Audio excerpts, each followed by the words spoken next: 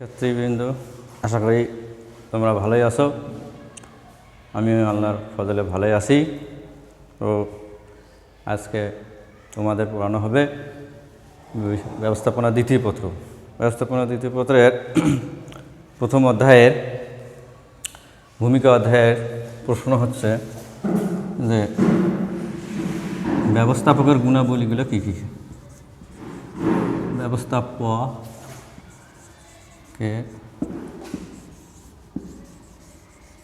গুণাবলী কী কী? ব্যবস্থাপকের গুণাবলী কী কী? একজন ব্যবস্থাপকের গুণাবলী কী কী?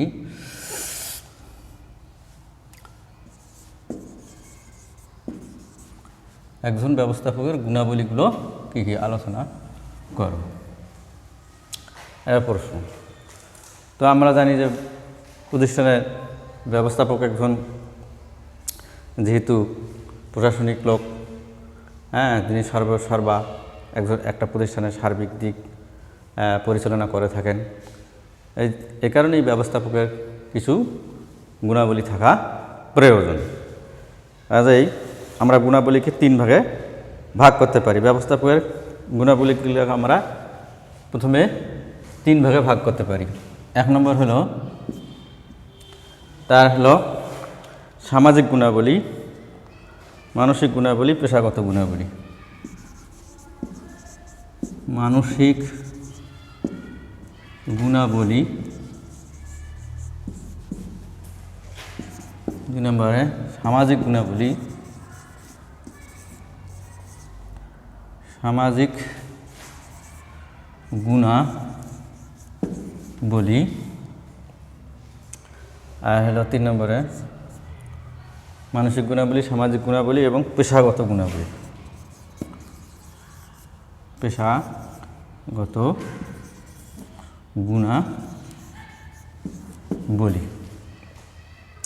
পেশাগত গুণাবলী, তাই না? তাহলে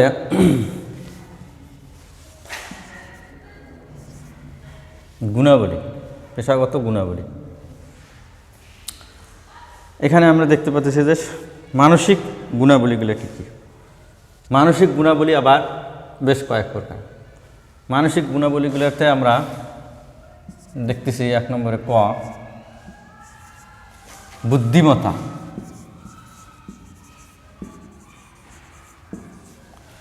দেখা যাচ্ছে যে বুদ্ধিমত্তা থাকতে হবে। বুদ্ধিমত্তা, আত্মবিশ্বাস, বিচার বিবেচনার শক্তি। বুদ্ধিমত্তা,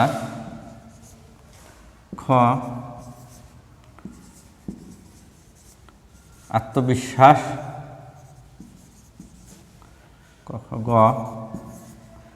বিচার বিবেচনার শক্তি।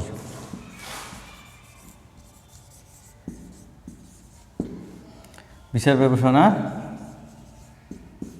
শক্তি।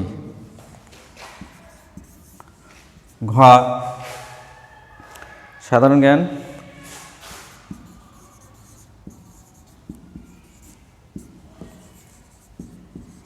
সাধারণ জ্ঞান,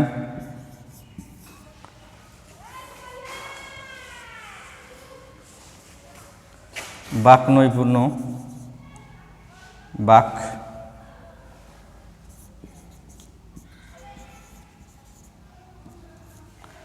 নৈপুণ্য,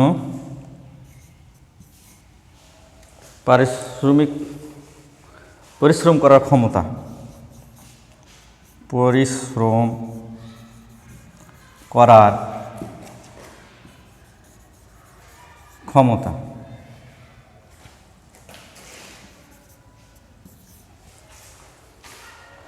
ধৈর্য ও সহিষ্ণুতা।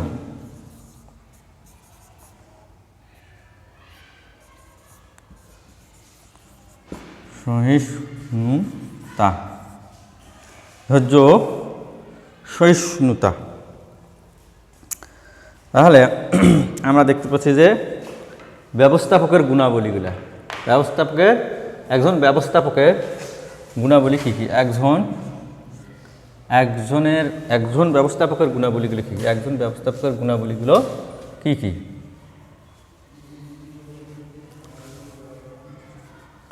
একজন ব্যবস্থাপকের গুণাবলীগুলো কী কী? 1 নম্বরে মানসিক গুণাবলী, 2 নম্বরে সামাজিক গুণাবলী, 3 নম্বরে পেশাগত গুণাবলী। হ্যাঁ, মানসিক গুণাবলীর তো এই পয়েন্টগুলো আমরা লিখলাম।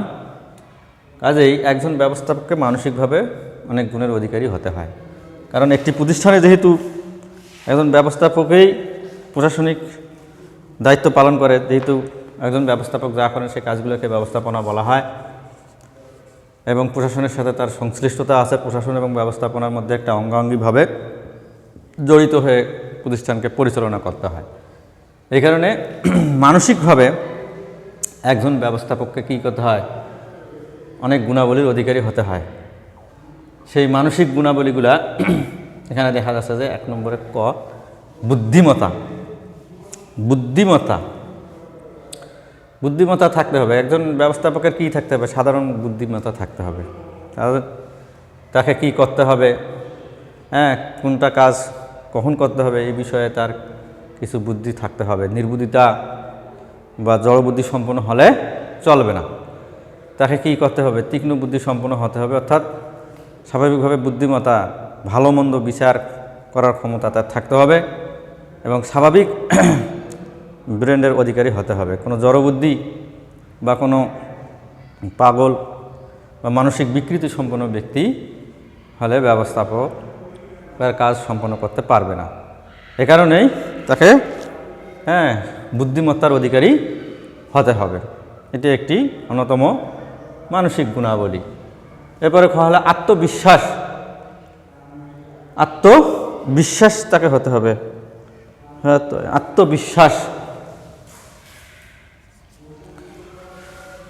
আত্মবিশ্বাসের অধিকারী তাকে হতে হবে। আত্মবিশ্বাসের অধিকারী, আত্মবিশ্বাস এটাকে বলা হচ্ছে।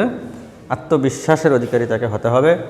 অর্থাৎ একজন ব্যবস্থাপক যেহেতু নিজেই অনেক কাজের সিদ্ধান্ত গ্রহণ করে থাকেন, অনেক কাজ তিনি সম্পাদন করেন, প্রতিষ্ঠানের সার্বিক দিকগুলো নিয়ে তিনি কাজ করে থাকেন। এই কারণেই তাকে আত্মবিশ্বাসী হতে হবে, নিজের উপর নিজের বিশ্বাস রাখতে হবে। কারণ আত্মবিশ্বাসী না হলে সে কাজে সফলতা অর্জন করতে পারবে না। কাজে যে কোনো কাজ করার পেছনে তাকে কী করতে হবে? সেই বিষয়ে আত্মবিশ্বাস হতে হবে। আত্মবিশ্বাসের সাথে কাজটা গ্রহণ করতে হবে এবং কাজটি আত্মবিশ্বাসের সহিত করতে হবে।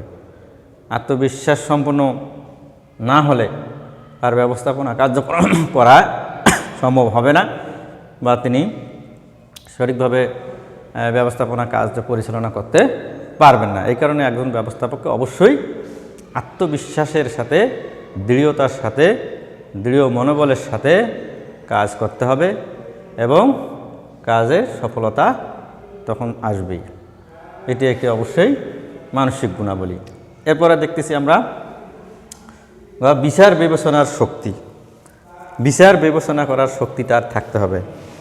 কাজে একজন ব্যবস্থাপকের যেহেতু একটি প্রতিষ্ঠানের সর্বময় কর্তা, ঊর্ধ্বতন কর্তা, এ কারণে তার কি থাকতে হবে? বিচার বিবেচনা করার শক্তি তার থাকতে হবে। কোনটি ভালো, কোনটি মন্দ, এটি বিচার করার তার শক্তি থাকতে হবে। ন্যায় অন্যায়, ভালো মন্দ, সুবিধা অসুবিধা, এগুলো প্রতিষ্ঠানের অনেক কিছু জিনিস তার বিচার করার শক্তি থাকতে হবে। কারণ বিচার বিশ্লেষণ করার শক্তি না থাকলে সে ব্যক্তির দ্বারা ব্যবস্থাপনা কার্যক্রম করা সম্ভব হয় না। এই কারণে মানসিক গুণাবলীর মধ্যে দেখা গেছে যে বিচার বিবেচনা করার শক্তি তার থাকতে হবে। কোনটি ভালো, কোনটি মন্দ, এটি তিনি তার বিবেক বিবেচনা করে, বিবেক দিয়েই বিচার বিশ্লেষণ করবেন। এতে করে তিনি ব্যবস্থাপনা কার্যাবলী সুষ্ঠুভাবে পরিচালনা করতে পারবেন। এরপরে তার সাধারণ জ্ঞান থাকতে হবে, তাই না? সাধারণ জ্ঞানটা কীরকম থাকতে হবে? যে তার সাধারণ জ্ঞান অবশ্যই থাকতে হবে। সাধারণ সেন্সে যেগুলো জ্ঞান থাকা দরকার, অর্থাৎ বিশ্ব জ্ঞান, সাম্প্রতিক জ্ঞান, তারপরে দেশীয় আভ্যন্তরীণ বিষয়ে জ্ঞান অর্জন, সাধারণ জ্ঞানের অধিকারী, যে কোনো বিষয়ে মৌলিক বিষয়ে তার জ্ঞান থাকতে হবে। এটাকেই মানসিক গুণাবলীর মধ্যে পড়ে। যা সাধারণ জ্ঞান অবশ্যই নিত্য নৈমিত্তিক ঘটনা,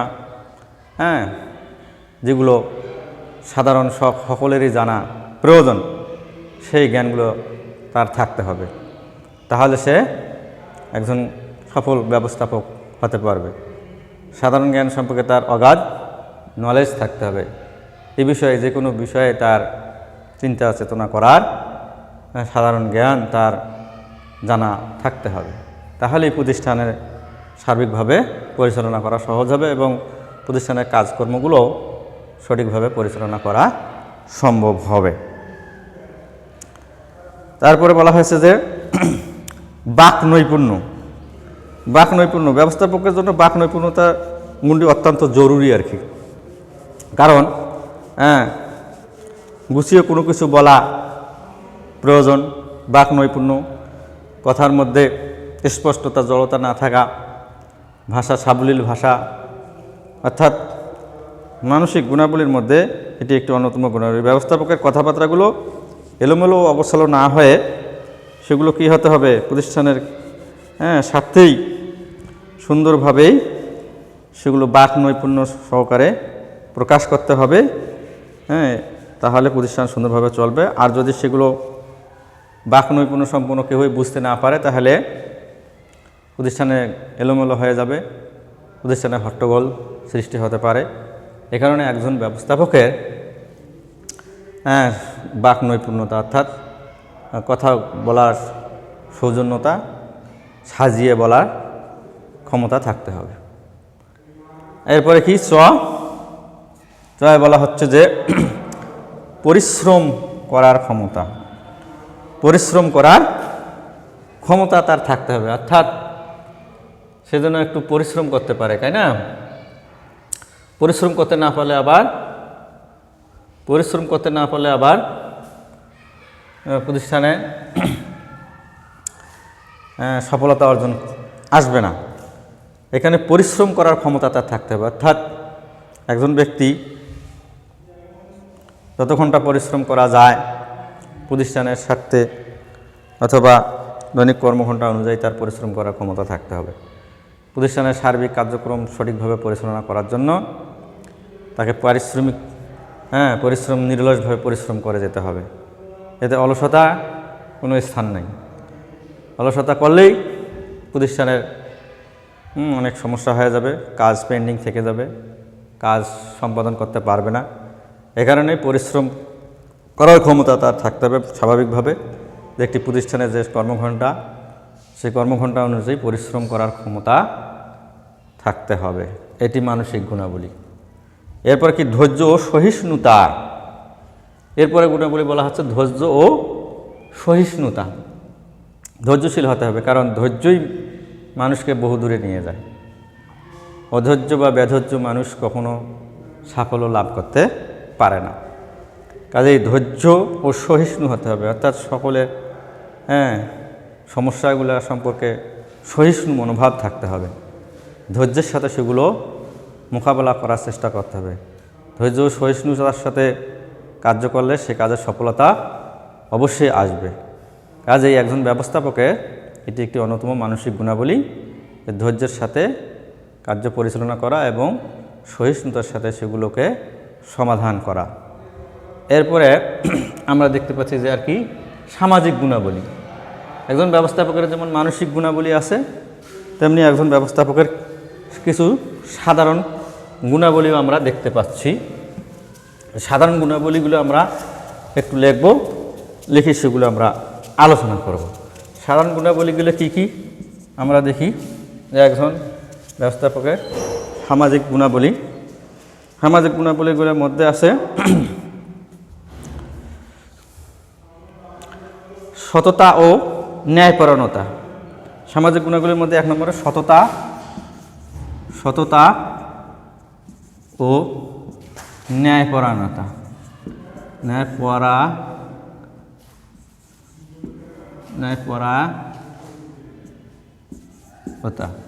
সততা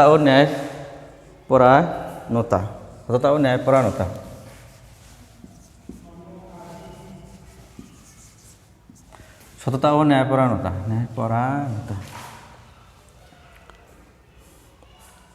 তারপরে আছে সহানুভূতিশীলতা।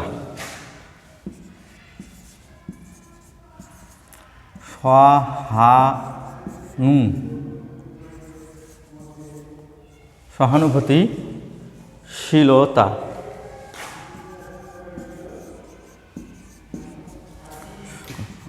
সহানুভূতিশীলতা। তারপরে আছে নমনীয়তা। নমনীয়তা।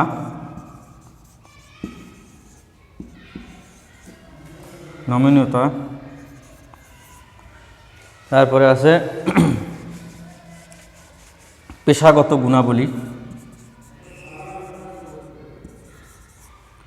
পেশাগত গুণাবলী। তারপরে আছে সাধারণ শিক্ষা। সাধারণ শিক্ষা বা জ্ঞান যেটাকে বলে। বাজার সম্পর্কে জ্ঞান। বাজার সম্পর্কে জ্ঞান।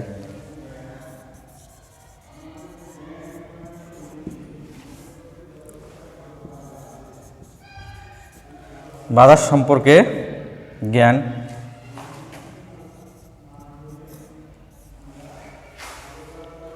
অভিজ্ঞতা।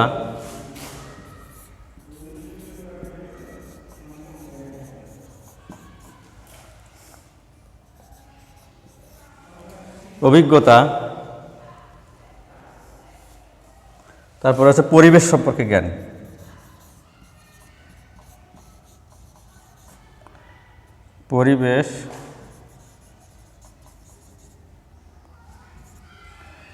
পরিবেশ সম্পর্কে জ্ঞান।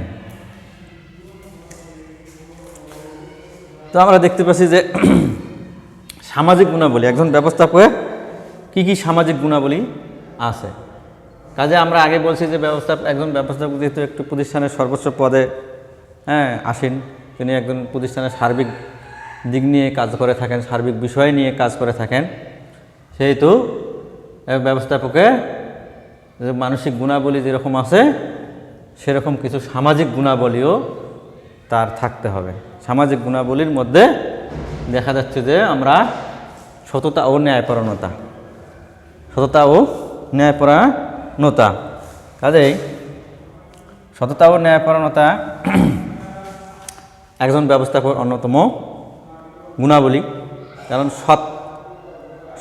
সততা না থাকলে কিন্তু কোনো কিছুই সম্ভব না। সততার মধ্যেই সব কিছু নিহিত আছে। কারণ একজন সৎ ব্যক্তি পারে প্রতিষ্ঠানকে এগিয়ে নিয়ে যেতে। আর এই সততাকে কাজ করতে হবে এবং ন্যায়পরায়ণতার সাথে তাকে কাজ করতে হবে। তো ঠিক আছে শিক্ষার্থী বন্ধুরা, আজকে আমি বাকিগুলো আলোচনা করা সম্ভব হলো না সময়ের সংক্ষিপ্ততার কারণে। এর পরের ক্লাসে আমি বাকিগুলো আলোচনা করব। তো আজকে এই পর্যন্তই। সবাইকে ধন্যবাদ।